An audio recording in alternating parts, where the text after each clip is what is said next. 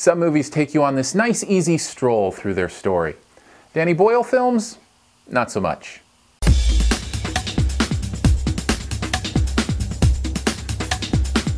Trance is the name of the movie, and I don't even know where to begin in trying to describe the plot of this one. I guess we'll start with James McAvoy as an auction house worker who tries to steal a piece of art or is involved in that and doesn't know where he put it. So with the help of the thugs who want him to remember desperately where this expensive piece of art is, there is a hypnotherapist involved, played by Rosario Dawson, who tries to help him remember. That's about as much as I can say without getting into the plot twists and the places this goes and the different ways it takes you and turns you around. This movie is a trip. There's a lot going on here. I should mention it's not necessarily confusing. I think Danny Boyle does a good job of introducing you to what you need to be introduced to, the information in the order that you might need it to kind of figure out what's going on.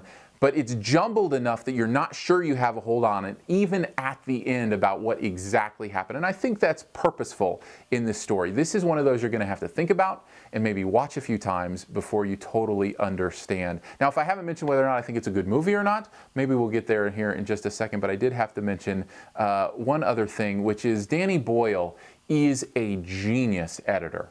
If there's one thing positive to come out of this movie that I would emphasize above everything else, the guy knows how to put film together. He uses dialogue and sounds with different visuals, quick cuts, and showing different things.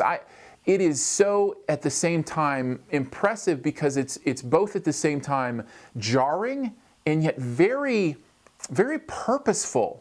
It's really an artist at work here in the way he edits. The other thing is, he's not afraid to be shocking. I will tell you, this movie earns its rated R in two very specific scenes about as hard a R as you can get. And I'll leave it at that. You can do the research if you want to know what I'm talking about. But it is definitely one you're going to have a couple shocking moments in. And it's certainly not for the squeamish. And Danny Boyle, of course, is known for that as well. So is it a good movie? Okay, the performances are pretty amazing. Rosario Dawson is incredible in this.